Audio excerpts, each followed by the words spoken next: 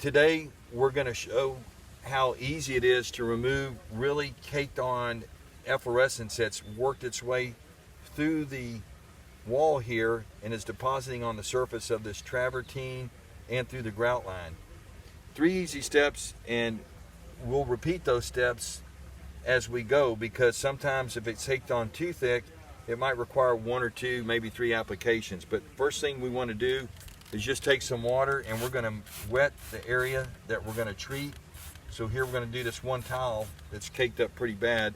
Next, we're going to take our cleaner, the CL500, and we're going to apply that directly on the area that we just hit with the water.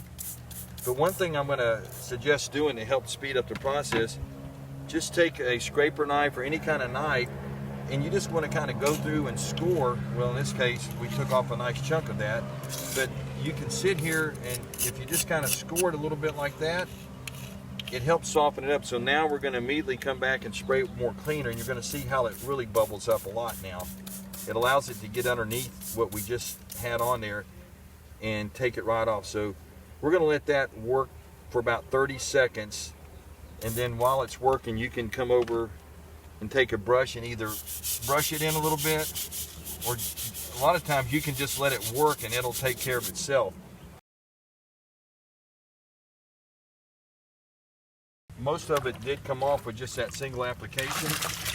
Next, we're going to come and neutralize the surface with our NEUTRALIZER neutralizer. So I'm going to spray that on here, as you can see. Let that sit for just a second, and then we'll take water and rinse that off. And that's basically a one application. Since we have more residue, we're going to go through that same step again. We're going to repeat those steps. So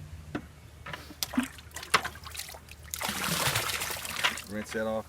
And we'll have to, as you can see, there's just a trace left on here. So I'm going to come back and apply one more round of cleaning, and I think we should have all that off with this last round of cleaning. So you can see we've got well over 90% of it cleaned off. There's just a little trace here, and I'll work that a little bit more, but you can see how easy that is to remove this calcium buildup on these walls like that without having to take bead blasting or getting really aggressive. This is a very easy product. It's water-based, so it's not going to burn your hands. However, I do recommend that you wash your hands good if you're using it. And more importantly, what I'm not doing is you should wear some kind of protective gloves if you have them. That'd probably be your best bet.